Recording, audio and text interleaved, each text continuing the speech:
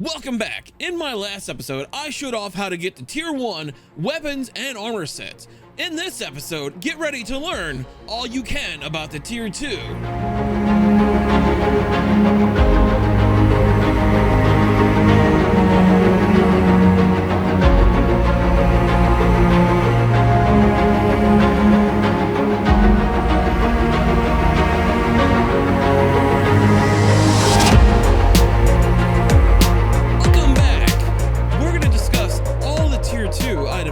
Get our hands on in this episode.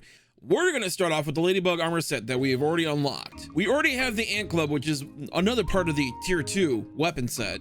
Now, as you can see, the Ladybug faceplate, the chest plate, and the shin guards all are going to require berry leather.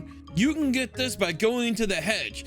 Now, I warn you, when you do go over there, be careful of wolf spiders because they're very prevalent over there. The other key item we're gonna need for this are flower petals. You can get this over by the oak tree by chopping down the flowers and picking up the flower petals that fall on the ground. As you can see, I gathered all the parts needed to make the Ladybug Armor Set. We're gonna go ahead and craft it, and then you can see the armor set bonus you get plus the blocking strength you'll get off of just the regular armor set itself. Now, as you can see, we have a full set of Ladybug Armor Set here, and you'll notice that each armor piece increases blocking strength. Now, you'll notice that when you block, you have a bar. When this bar reaches full, you will be stunned. What this Ladybug Armor Set does is increase the number of hits you can take before this happens. Now, the full set bonus, as you can see, the Scarlet Embrace, makes you regen health. This is a passive buff that will happen throughout the game and can help you survive long drawn-out battles, especially with those pesky spiders. Another armor set you can get throughout this game is called the Rotten Bee Armor Set. You'll notice that it doesn't have an armor set bonus due to its rotten effect. It also supports decreased defense throughout the armor itself. This is not a good set to run around with, as you can make better tier 2 armor sets in this game. Now, when the developers fully implement the bees into this game and we are able to create the bee armor set, you'll notice compared to this, the bee armor set has more defense but also has a set bonus effect called Fuzzy Cushion. What this does is decrease the amount of fall damage you take from heights. Now, I did some testing with this and it seems you can fall from a pretty high height before taking a ton of damage. Now, would I still suggest this as an armor? I don't know. Time will only tell. I do know that it does increase your sprint distance, but I also know the spider armor does the same thing. Now, you'll notice the buff on these items increases sprint distance.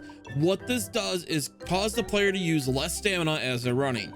Now, I don't see a difference between this and the spider armor. The spider armor increases how fast you regen stamina, while this decreases how much stamina you use. Incidentally, pretty much causing the same outcome. The only difference is that the set bonus from the spider armor does increase your overall speed. It's been known to decrease a 4-second run into a 3-second run due to various testings from other users that play this game. Now, we'll go ahead and show you the spider armor off, and we will discuss how to get the tier 2 bow and the rest of the tier 2 item sets. Now, as most of you guys know from my streams, I'm not relatively a big fan of killing the spiders. So one trick I was taught was to use the lure traps and a lot of arrows to shoot them from afar, because those wolf spiders are kind of creepy. But I digress. Let's go ahead and make the armor and we'll go over the stats and the set bonus as well. Now that we have the full spider set armor, you can see that each one gives you the hyper stamina buff. What this buff does, as I explained earlier, it decreases the amount of time it takes for you to regen your stamina. Having this set will overall help you in battles, as the more stamina you have, the more swings you can get in. Or, if you're like me, arrows. Now, you'll notice that it has the set bonus Hunter's Prowess. What this does is increases just a little bit how fast you run throughout the game. Now, it's not a really big jump, but 4 seconds down to 3, I'll take my odds with it. From here, we'll move on to the tier 2 items, including the bow and the harvesting tools. So now that we're back from doing all of our farming, you'll notice that we have all the parts to make the insect axe, hammer, and the bow. Now, these aren't easy to come by. Not only do you have to farm silk, you also have to farm the bombardiers in order to get their parts and their glands. And then on top of this, you've also got to fight the stink bugs to get their feelers. And lastly, the spider fangs from the wolf spiders. Now, let's go ahead and craft all 3 of these items, and we'll talk about the tier 3 item, the mint mallet. Oh, before I forget, there are other items in this game that do make up the rest of the armor sets and the weapons, as in the spider fang for the tier 2 or the larva blade for the tier 1. But I don't highly suggest these weapons as I don't see a really good reason to have either one. The damage from the spider fang is completely outbeated by the larva blade, which is a level 1 item. I don't see an increase in the poison, and the stun is very negligible. You can find way higher damage within the mint mallet, and regardless of the speed, by the time you stun your enemy, it really won't matter. The same can be said for the grub armor set. Granted, if you're just running around having fun, doing whatever you feel like doing in this game, it might come in handy, but overall, I feel like the grub set isn't worth getting. It does increase maximum stamina, and it gives the set bonus plump and juicy, which is believed to increase both food and water. Now, like I said, I don't think these items are relatively worth it to go out of your time and way. You can spend the required items for these in a better, healthier way throughout the game, i.e. like the spider venom for the requirement on the dagger you can use towards venom arrows. This is a better use for the spider venom as a whole, as it does increase your damage output while staying far away from your enemies. Now, let's go ahead and get involved into the only tier 3 item in this game, which is the mint mallet. And to get the mint mallet, you need to come to this unknown device that you found right at the beginning of the game and head over here to this mint box. Now, to open this, you're gonna have to clear the way.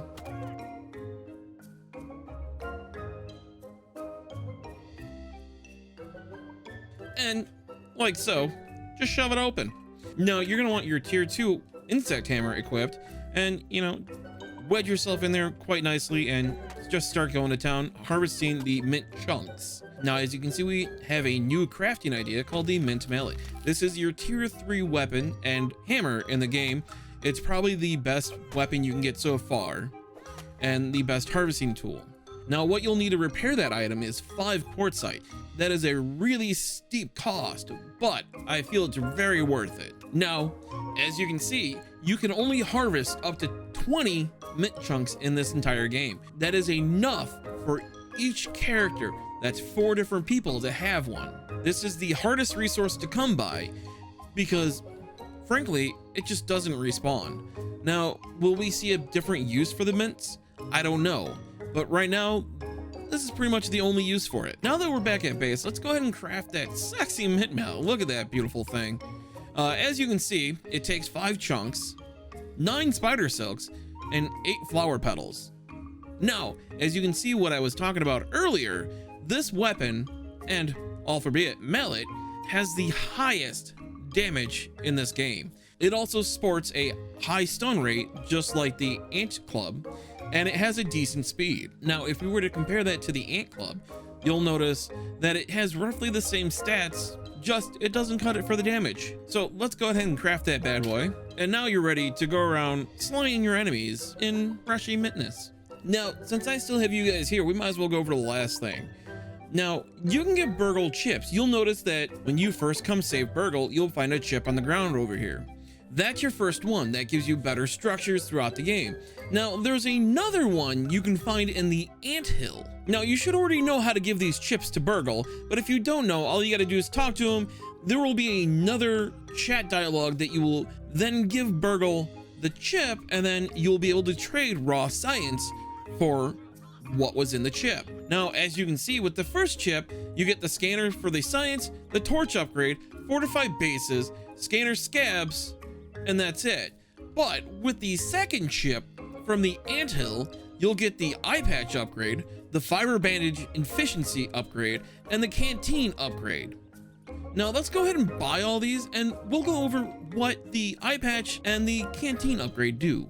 Now, when you go back to your crafting menu, you'll see that you now have items that say Torch Plus, or in here, Canteen Plus. What this does is, instead of the canteen carrying just 2 drops of water, it now carries 4. Now you'll also notice that there's an eye patch upgrade.